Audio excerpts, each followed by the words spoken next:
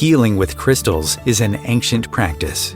Yet did you know that the essence of gemstones can be used in homeopathy? Spiritual awakening, self-awareness, and intuition are some of the gifts that gemstone remedies can bring to your life. Homeopath, teacher, and author Giovanna Franklin will show you a different perspective on the healing properties of these magical gemstones. Join us in Gemstones and Crystals in Homeopathy and discover the power of gemstone remedies.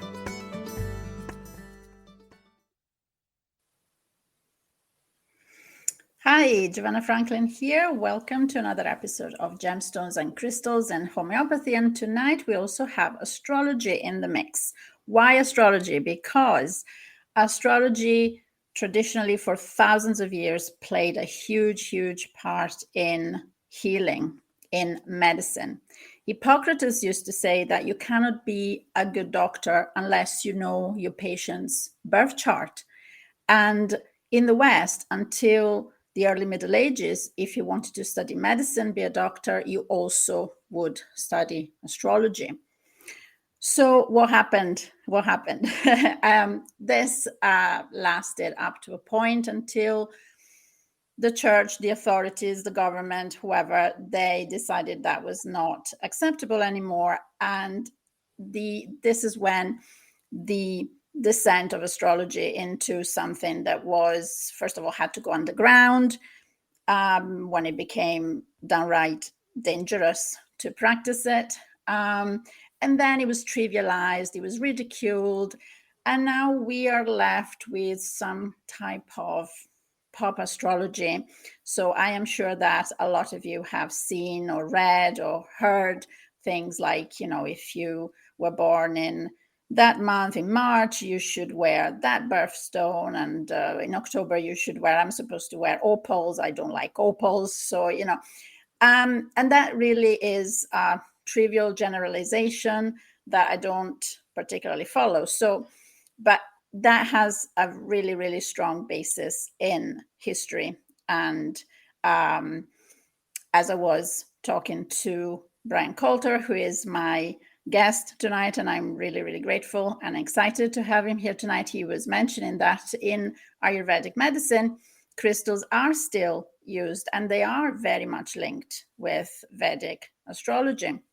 And that's because in the East, they have been smart enough and wise enough to keep their old traditions, whereas in the West, what happened. But anyway, so we're going to put it all right today and talk about crystals in homeopathic healing and their link with specific planets. And Bryan is going to help us with the astrology.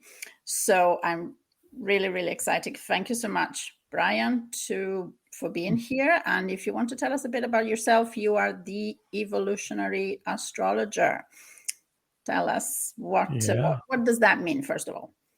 Well, first of all, thanks for inviting me. It's a pleasure to be here, Giovanna. And yes, I'm an evolutionary astrologer, which is a specific type of astrology. I guess a good entry point for it would be the philosophy that underlies this approach is that we're here to learn, grow, and evolve. A bit of a school for hard knocks on planet Earth here, to put it simply. And we use the reincarnational model, so there is a karmic focus in our work. But that's how I read the symbols, as energy. And it's like, okay, describe the energy. This is what it feels like. These are the potentials inherent with those energies. And how can we leverage that energy for our own betterment and evolution? So that's the pistachio nutshell description of this style. Great. And people can find you, first of all, on YouTube, which is where I found you a few years ago. You have a wonderful channel that I follow all the time, which is called with your name, so you can find it, Bryan Colter, and you have regular chats depending on what's happening with the stars and the planets. So, okay, and today, I didn't plan this, obviously, but we are in the midst of full moon and eclipse. Yeah. Wow. So Good timing. I know. So it's actually great, and for that reason, I'm going to start with pearl, talking about the gemstone pearl, because pearl has always been associated with the moon. And I know that pearl is not a gemstone or a crystal, technically. However, it is, in fact, listed as gemstone. It is called the queen of gemstones. But it also has always had this affinity with the moon. And it's mainly probably because of its appearance, because of pearl is round. Right. And, the color of pearl. But I think there is more than that. I mean, there is this thing called the theory of signatures, which basically means that nature has a way of giving us the message of what each element in nature is about by showing a specific shape or color. And everything in nature is connected. Everything in the universe is connected. And so you keep finding the same patterns everywhere. And one of these, and so it's not a coincidence, some would say, that pearl looks like the moon. And the moon has links with water, with the tide, and pearls are born in the water. So in homeopathy, pearls are very much linked with the moon, with the phases of the moon. And people who need pearl remedies can be quite sensitive to the phases of the moon, feel worse. For example, the symptoms can get worse during the full moon. They're very sensitive, emotional people in general. And we know that water universally is linked with emotions and the moon. And astrologically, I'm probably guessing it's linked with water signs and Cancer usually. So tell us about the moon. Tell us about what does it represent, and how does it influence us in general. I know that it's a huge. Yeah. Well, archetypally, it's known as Moon, the Great Mother. The Great Mother nurtures all life. So it does represent heart. It represents soul. Soul is a beautiful moon word. It has an effect on people's emotional world. So if somebody has a strong moon in their birth chart, for example, or like you said, strong Cancer, because moon rules Cancer. Moon has an affinity with all the water signs, like you were saying with Pearl. So Pisces, Cancer, Scorpio. So, working with the moon in your chart or by transit is about getting in connection with your subjective reality. And the moon in the sky does have an effect on our emotional world. For thousands of years, the moon has been connected to heart and feelings. And something I say in my channel quite often is, police officers are quite familiar with the full moon phenomenon of crime going up statistically every full moon. They see it every month. So too do the school teachers who are teaching, rambunctious little children who tend to be more activated during full moons. They're a little bit more rowdy. So it does have this effect on our emotional world. And working with the moon, the Great Mother archetype, is about healing yourself, basically. And it also has a component of healing others as well. So I would imagine Pearl has that healing quality associated with it, not only helping one to heal one's heart, but potentially opening up to this, this larger skill set to be a healer, or, to reduce the pain and suffering of others. And if that's supported in their birth chart, for example, if they have a moon in Cancer, that person's a healer, and their grand life trajectory is heal thyself to become the healer. So that would be a beautiful thing for them to wear, on their body. So yeah, that's Yeah. the moon. Yeah, definitely. There is, Pearl has, in homeopathy, it's almost like the evolution of Calcarea carbonica. calcarea carbonica is the calcium carbonate, which is what the shell, the oyster shell, is made of. And so, and again, we have this element of water, of protection, which is also linked to the mother. But protection as in I need to be protected, as well as I want to protect others. So Pearl is the evolution of that. I want to protect others. I'm a healer. I listen to people. I take on other people's problems. But when you get to the point when you need to take Pearl remedy yourself, that means that you reached your limit. And when Pearl reaches the limit, it's like, I can't take anymore. I don't want to listen to anybody anymore. And you shut down, you close down, you become jaded. You lose that compassion. And that's because you are just, you've had enough. You need to retreat. You need to recharge, look after yourself. And that's what Pearl can help with. There is also the archetype of Diana, the goddess Diana, this element, this concept of purity. And that kind of makes me think of Virgo to some extent, even though I know that Virgo is an earth sign, but there is that purity element. And Pearl as a remedy always made me think of Queen Elizabeth I, because for lots of reasons. She was a Virgo. She loved pearls. She was in her portraits. If you remember one of her famous portraits, she's dripping in pearls. She's covered in pearls. And pearls is also a symbol of purity, which is part of the reason why she was wearing pearls. She was the Virgin Queen. And so there is an element of loneliness with Pearl. I am the queen of the gemstones, but I am alone. When you're at the top, very often you find yourself on your own. There's nowhere else to go. It's only at the top, yeah. Yeah. And again, she was the mother of her subjects. She called herself, she was married to England, and she was the mother of her subjects. And another reason why I always associate Pearl remedy with Elizabeth I is that Pearl remedy is very good for migraines, crushing, headache, crushing sensation. And Elizabeth I was known to suffer from migraines, particularly during stressful time, which in her case was just about every day. And so, that kind of loneliness and that kind of, I need to be here. I need to be strong for everybody. That kind of thing.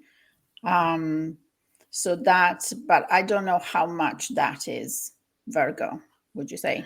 Well, the classic archetype, one of them anyways, for Virgo is the virgin.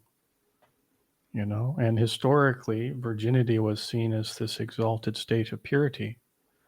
So Virgo energy is about following the virtue of purity, to be pure, to be impeccable. Sometimes it manifests as perfectionism.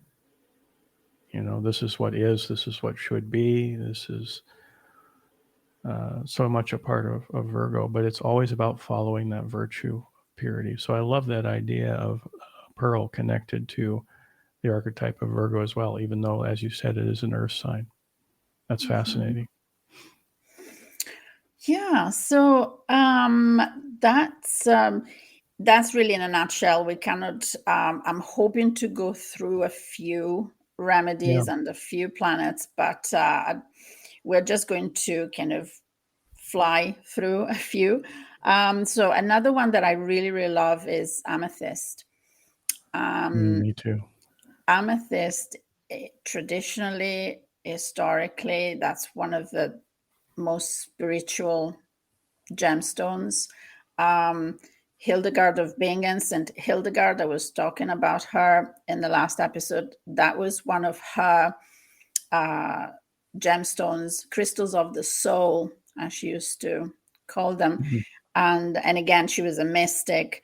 She was an abbess, and she was a visionary. She was what we would call today a psychic medium, and a healer, an incredible healer, and a music composer. And she lived in the Middle Ages, and she did all these things, and nobody called her a witch, because the witch hunt and all that jazz happened a couple of centuries after her death. And so, once again, this is me saying, it was not always like this. Astrology, herbal healing, crystal healing were not always so persecuted, ridiculed, and so on. They were really, really respected until somebody decided that it wasn't it wasn't cool anymore. Anyway, back to amethyst.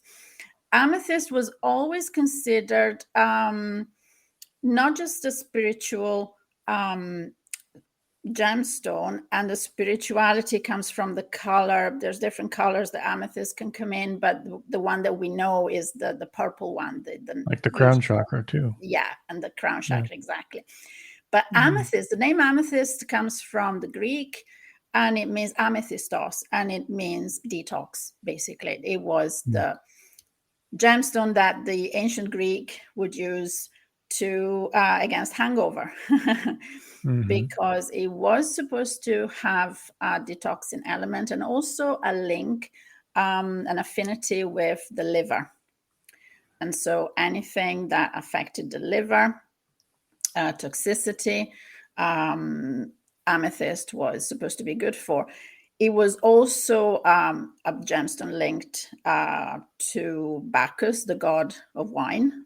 And again, I think it's because of the color that probably reminds you of the color of grapes. But we have this kind of link, but this very, very physical link: wine, liver, hangover. So anything in homeopathy, amethyst is very much still has an effect, a beneficial effect on the liver. So cases of, for example, fatty liver. Some people are born with congenital fatty liver, and it has an effect as detoxing. It seems to have a beneficial effect on genetic conditions. So there is a link with the DNA. But there is also this other side, which is the spiritual side, because of the color. Now, the color purple has always, always, always been connected with religion and power.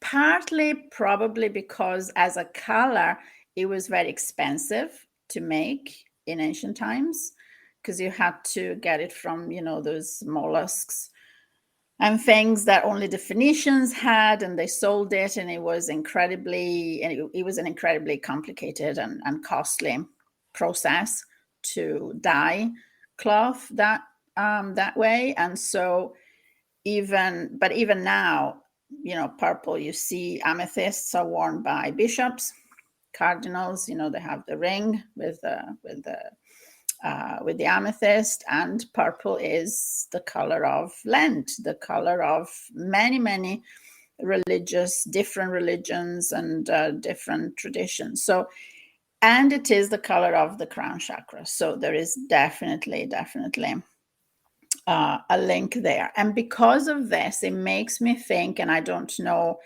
I haven't read it anywhere, I don't think, but from my point of view, that makes me think of Neptune, that makes me think of Pisces, like the good side of Pisces. So yeah, on multiple levels too, because it's interesting, the overlap between what you're saying and the archetypes of astrology. Yeah, Neptune is known as the god of the sea, which is a metaphor for the sea of consciousness. It's the most spiritual of all the planets. And it's also about psychic sensitivity. So if somebody has a strong Neptune in their chart, or they're going through a big Neptune event at that period in their life, whether it's the entirety of the lifetime as an evolutionary intention through the birth chart, or if it's more of just a brief window of time, the intention's the same, is to accelerate your spiritual development, basically. That's the heart of Neptune. And to help you along with that process, the psychic sensitivity gets increased as well.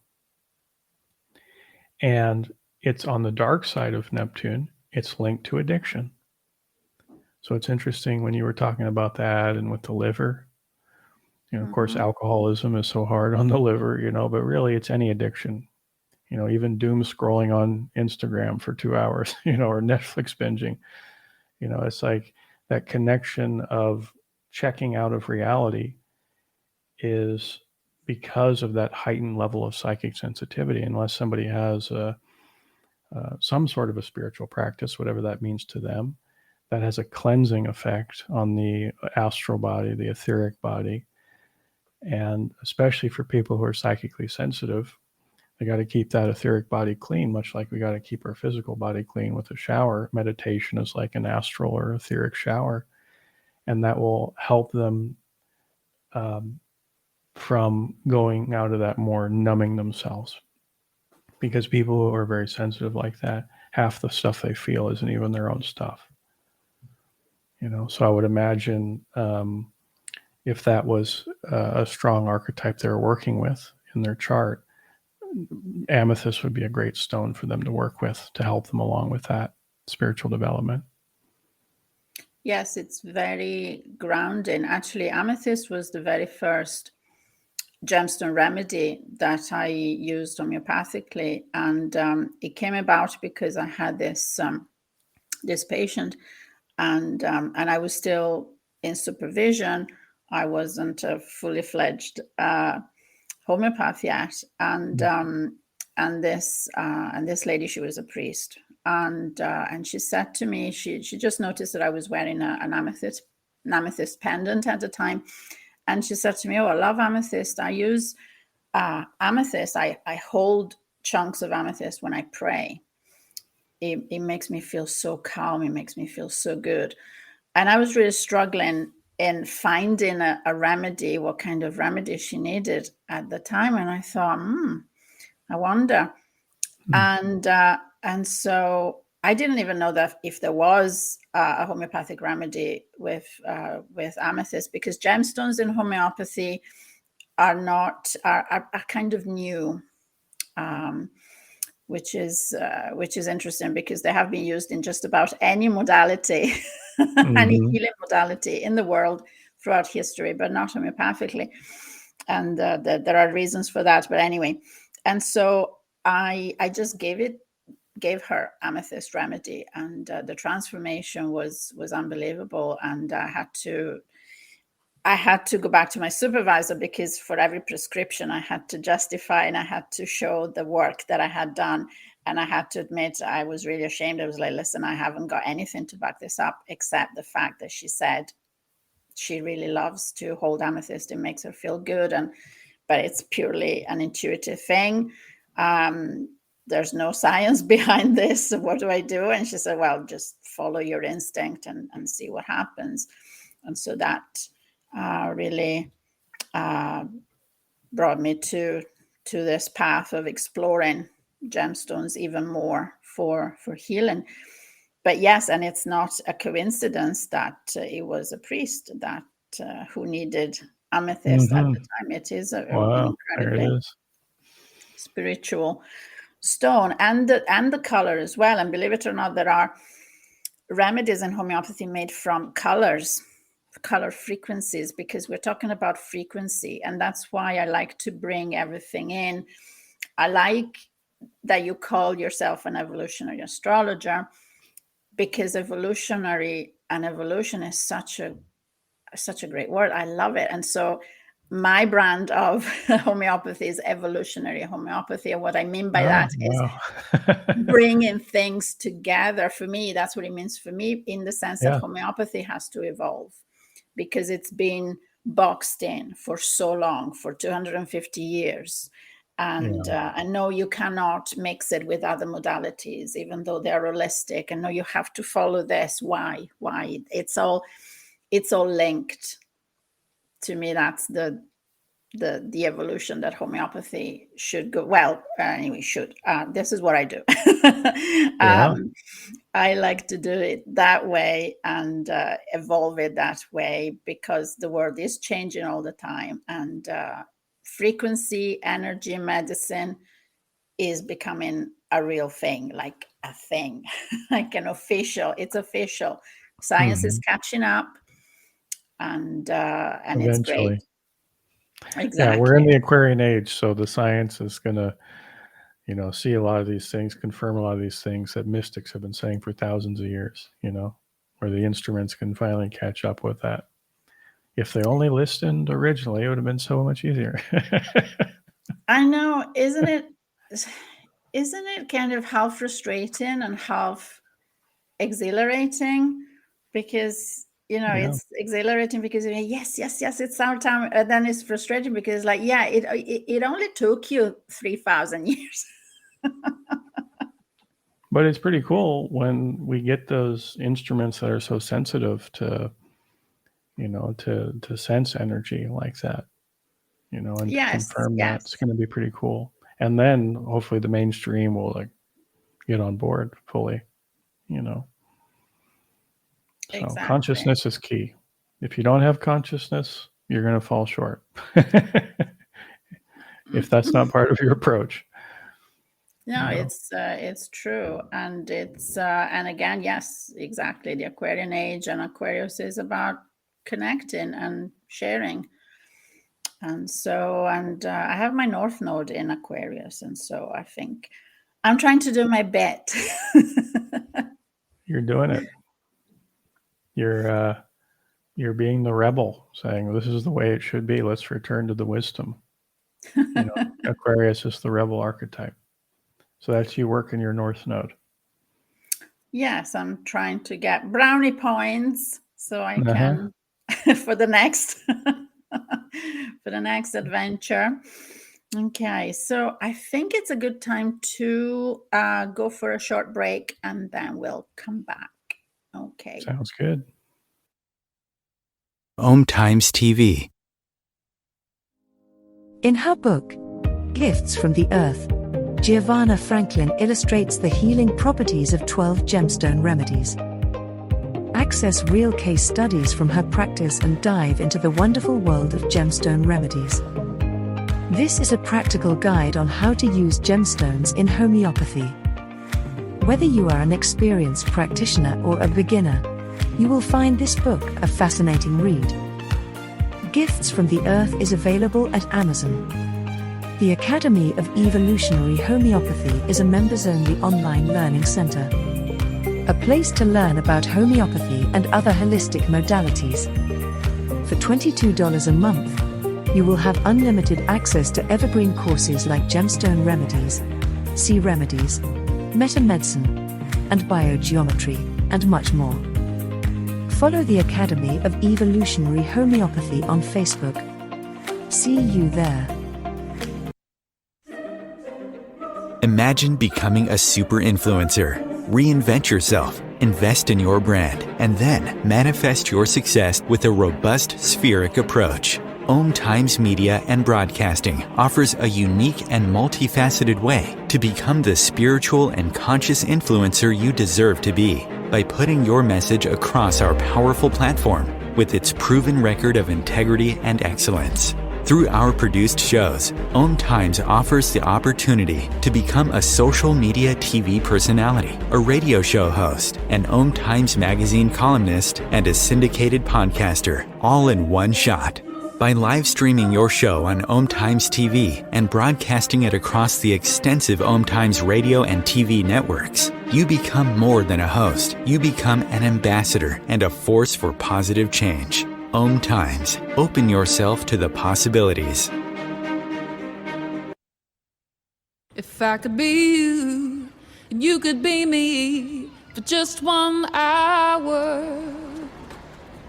If we could find a way to get inside each other's minds. Walk a mile in my shoes. Walk a mile in my shoes. Well, before you abuse, criticize, and accuse, walk a mile in my shoes. Welcome back. Giovanna Franklin here, and Bryan Colter here as my guest. And we can start talking about diamond. So we had the queen of the gemstones, and diamond is the king of the gemstones. So yes, we think we know a lot about diamonds. When I started to study diamonds homeopathically, I was really shocked because diamond in homeopathy is a great remedy for depression, clinical depression, the worst kind of depression that you've ever seen. Diamond is your remedy. Culturally, we are used to see diamonds as, the sparkling, glittery things. I'm telling you, I used to love diamonds. I don't anymore. I don't even wear them anymore. Because the provings, for those who don't know what a proving is in homeopathy, it's like testing. When pharmaceutical drugs test a new drug, we do the same with homeopathy, except we don't do that on animals. We have healthy students because homeopathic remedies are completely safe anyway. So, but we do group provings, and what it means is that we take the remedy, we do exactly the same, the placebo group and etc. And then we record what the effects are, and the effects can be physical, mental, spiritual. You can have crazy dreams. And so in the proving of diamond, there was terrible depression. People really went into despondency. Everything was bleak, nightmares. Part of it is because when you take any substance and turn it into a homeopathic remedy, the remedy goes through, it's like it goes through time and space. And so when you take a gemstone, you take it homeopathically, you go through the journey that gemstone went through. And in case of gemstones, it's a very long journey. It's a very dark journey because, they're made from incredible pressure, incredible heat in the darkest bowels of the earth. So, so it's not pretty. The origins are not pretty. And then to take them out, you have to dig them out. It's very hard to dig them out. There is a lot of human suffering that goes with that. When you think about diamond mines, when you think about blood diamonds, there is a lot of violence around it. And so when you take that remedy made from diamond, you go through all that, and you can feel that intuitively or through your dreams. When I prove gemstone remedies, typically my dreams are affected more than anything else. And so that's how they came to the conclusions that diamond is a good remedy for depression, because the people who took it got that kind of symptom. Diamonds have an affinity with the heart in terms of physical symptoms. And because it's the king of the gemstones, there's nothing better in its element. So it has a link with the sun. And so astrologically, I'm thinking fire signs, particularly Leo, I would say, because you have that ambition, you have that. It's somebody, imagine someone who is at the top of his game or her game, and there's nowhere else to go except down. And when everything is going well, they're the best. They're the best. They're generous. They are sparkling. They are amazing people. But when things go down, it really hits them hard. And sometimes don't recover. They may not recover because they go into this deep, deep, deep depression. it's a depression that makes you feel like you are not even worth helping. It's really the worst kind of state. I remember, I know it sounds crazy, but I really love George Michael, and I watched his the movie that he made of his life, and he suffered from depression. At one point, he said, "I felt like I had lost God. I could not even think of composing, of making any, not even a note. I couldn't make music, and losing music was like losing God." So that kind of depression. They're very talented people, very often artistic people, and then the depression hits. So that's my take on on Diamond. So Interesting. tell us about Leo, or the sun in general in astrology. Well, of the fire signs, Sagittarius, Leo, and Aries, I would say Leo is most connected to the heart, because the evolutionary path for the Leo is to practice vulnerability through self-expression. So if somebody has a strong Leo in their chart, like a sun sign, or maybe a Leo moon, that's part of their soul journey.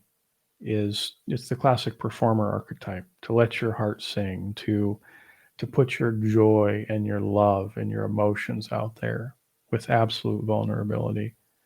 And ideally, and this is why Leos are really good at having an audience, the audience reciprocates and sends that love back. So that positive feedback loop between the love the performer puts out and the love they receive back, it opens the heart. So for a Leo to have an open heart is really critical, because through that open heart they can experience joy, which is the evolutionary intention for that archetype. So it is connected to the heart. It's also connected to the sun, because the sun rules Leo. And the sun likes fire for obvious reasons, so there's that fiery energy associated with both these symbols. And I'm studying, actually, a little side hobby. I'm studying energy medicine, and from a guy who was from the Philippines and China. And I just took a class on crystal healing, and I learned something fascinating, is that they recommended wearing diamonds on the right hand, because they saw the right hand as the hand of yang, and yang is that more fiery energy, and the left hand represents that more feminine or receptive yin energy. Mm-hmm. So it's interesting that, he's recommending, wearing the diamond on the right hand because of that yang fire. And you're saying the same thing, basically. There's a synergy there between what you're saying, what I'm saying, and what he's saying. Mm-hmm. And if you don't have an open and happy heart, well, let's start the other way. If you do, that, especially for Leos and the connection with the sun, that keeps us sane and vital. Sun, having a healthy sun, astrological sun, I call it thrive energy. We have a stronger sense of who we are, where we're headed, and having energy to get to those destinations. And an unhealthy sun, in the more extreme cases, is a lack of that vitality, because a depressed state feels just so lifeless, Mm-hmm. And I would imagine taking the diamond remedy that you're describing would help to infuse that person with a little bit of that energy and pick them up a little bit, like uplift them out of that depressive state. Mm-hmm. Yeah. So those are my thoughts on it. Yes, because diamonds are also, they're sparkly, but they're also cold and hard.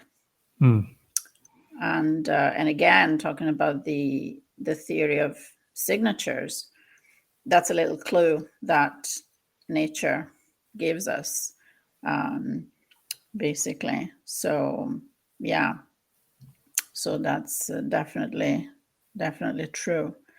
It's interesting because there's another gemstone that's connected, that's always been traditionally connected to the sun, and that's ruby. But and so of course it's red, fire, but it's a totally different I find it's different. So yes, it is connected to the sun, the fire, but it makes me feel more like Aries, not so much Leo. It's more the sun is in the head, the ambition. In homeopathy, it's about the clash when you don't have balance between the feminine and the masculine in a person. And we all have a feminine side and a masculine side. And these two things are imbalanced. Say, for example, a patient that I had, a woman who was very ambitious, had a career, but suddenly she went into a kind of midlife crisis and she wanted to give it all up because she realized, I've neglected, I've got a husband, I've got a family. I'm not being a wife. What am I doing? It's too much. I'm taking too much responsibility. I'm working too hard. And that's traditionally seen as the masculine side, the active side. And so it makes me think more of kind of Aries. It's a more maybe intellectual type of thinking. So it's less the heart, it's more the head. And Aries is more the head, isn't it? Yeah. It's Aries is a fire sign. It's a sign of action. So if it's good to if you're working with Aries or Mars, by the way, and Mars is known as the red planet, or you have ruby red, so maybe it has some connection to Mars. And I'd have to Yes. unpack that a little bit more. Yeah. But both Mars and Aries, what they have in common is they're the classic warrior archetype. So following the path of the warrior is learning to be more brave and courageous and take action and know where your boundaries are, and be not being afraid of being assertive and to face your fears to evoke courage. So when I think of warrior, I think of it in that context. Now, when I describe that to you, does that connect to Ruby at all? Yes. Yeah. And in fact, it reminded me that this patient of mine, she had a dream and she came to me. She was a very, very intuitive, psychic person. And so I paid a lot of attention to her dreams. And she'd had this dream where she was a knight. She was clad in armor and she had this huge round shield. And in the middle of the shield was a giant ruby. Wow. And in the dream, she was tired and she had decided to put the shield down. She said, I had to put the shield down. This is me. Enough. And then she remembered this huge red stone, this ruby, and she actually asked me, is there a remedy made from ruby? And I said, yes, Fanny, you should ask. Yes, there is. And that actually really, really helped her. She was having this conflict of, I want to go back to being a mother and a wife and so on. And I've given this career everything I had. It's enough. I need to get some balance. So yeah, definitely. Right. Yeah, it is the action, and it's interesting that she had this dream where she was the warrior, and so definitely Aries. I mean, Mars is in the mix for sure. Yeah, that's true. Cool. And of course, it has an affinity with the blood because it's red. In Ayurvedic medicine, they use ruby a lot. And in Ayurvedic medicine, they pulverize crystals, and then they place the powder on different parts of the body, depending on what's going on, or sometimes they even ingest the pulverized stone. And it's an incredibly important crystal in healing, in Ayurvedic. And in fact, Sanskrit has lots of different words for ruby, what we call ruby. So it's that important. In homeopathy, the way that we make remedies from gemstones is usually by immersion, which is much easier. So you just immerse the gemstone in distilled water, and then you expose it to the sun and the moon for 24 hours, and then you potentize it. There is a process for that, but that's basically how you do it, which I think it's more respectful of I would really hate to have to pulverize a diamond. I mean, yeah, true that. It would be hard to do in the first place. The remedy, by the way, for diamond in homeopathy is called adamas, which is the Greek name for diamond, and it means unbreakable, which is appropriate. Definitely. Okay. So I think we have time for a last gemstone, and let's pick sapphire. Now, sapphire, okay, the name just means blue in Greek. And now in homeopathy, this remedy is a very good remedy for trauma, to heal trauma from violence, from abuse. And particularly when the victim, the patient, has become is wearing a mask as a self-defense mechanism. They become really cold and almost emotionless. And traditionally, it's said to be linked to the planet Saturn. And I'm sure you have a lot to say about Saturn, because it's quite a big planet. The greater malefic. Yeah. Yeah. And when you use the word cold, it made me think of, or distant, it made me think of Aquarius, because that can be a darker manifestation of Aquarius, where there's a distancing from other people, which ultimately derives from trauma, because people who have strong Aquarius in their charts, a part of who they are, because they're so different. It's known as the genius archetype, the rebel, the revolutionary. Because they're so different and they look at reality through such a different lens, they're usually bombarded from their first breath with rejection, betrayal, and abandonment, because they're so grossly misunderstood by the sea of people, by the mainstream, which can lead to a traumatized Aquarius, which will then lead to the sort of the distancing. And Saturn rules Aquarius. So does Uranus. So there is that connection. Yes, there is definitely a coldness. And again, theory of signatures, sapphires are the second hardest gemstone after diamond, and cold and blue. The color is also a cold color. And in homeopathically speaking, it kind of reminds me of natrum muriaticum, which is salt.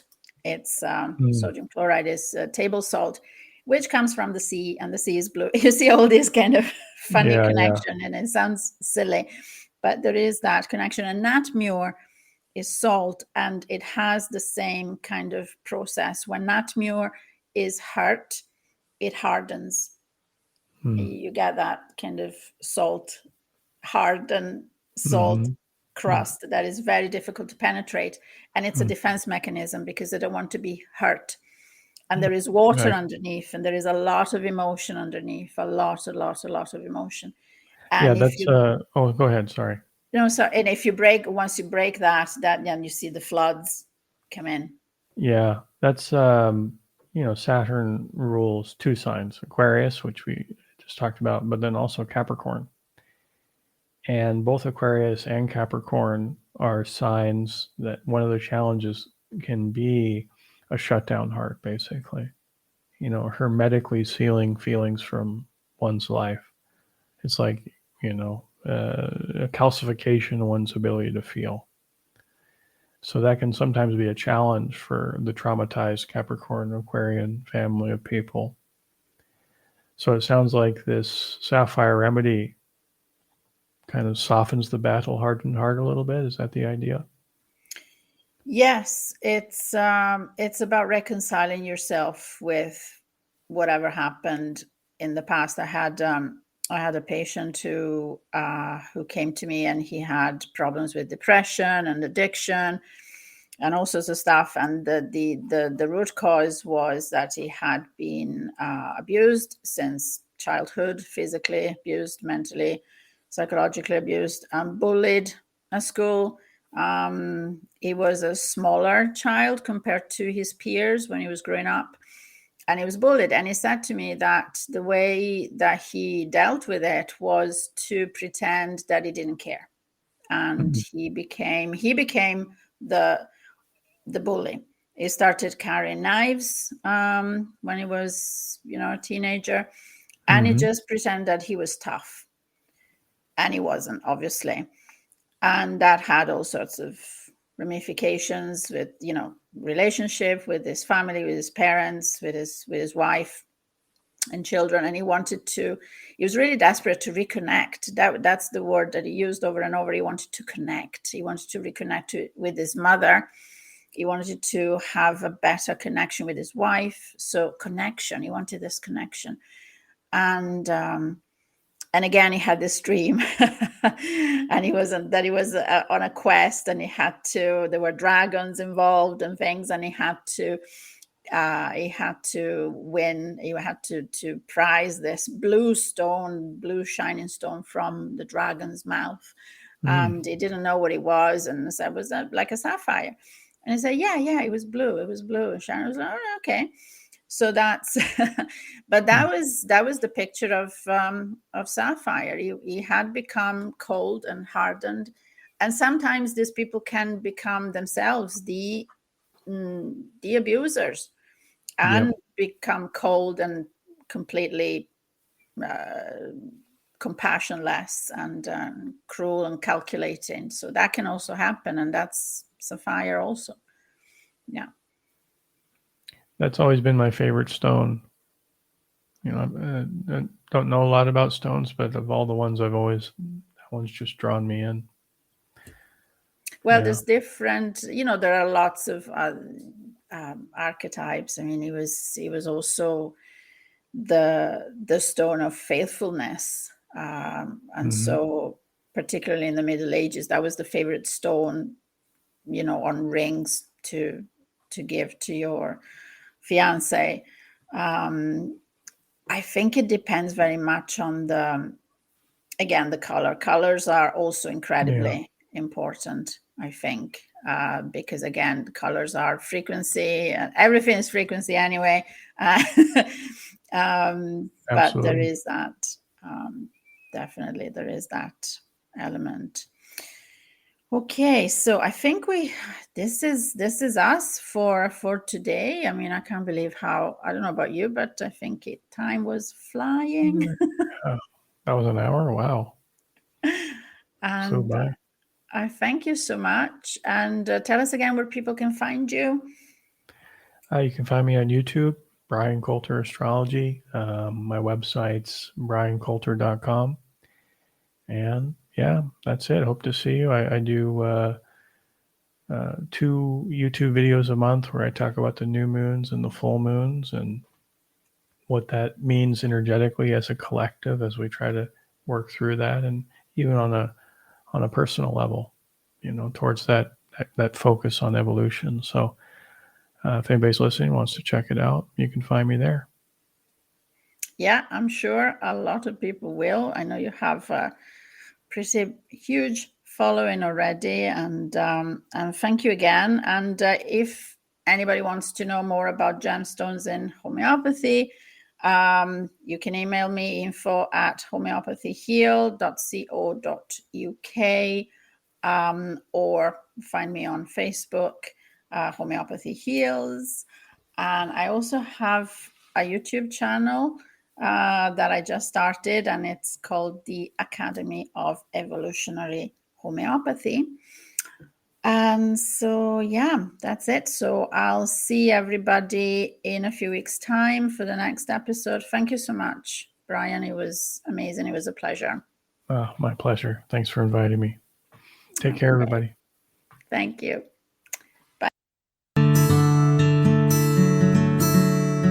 This show is not intended to diagnose, prevent, or treat any diseases or illnesses.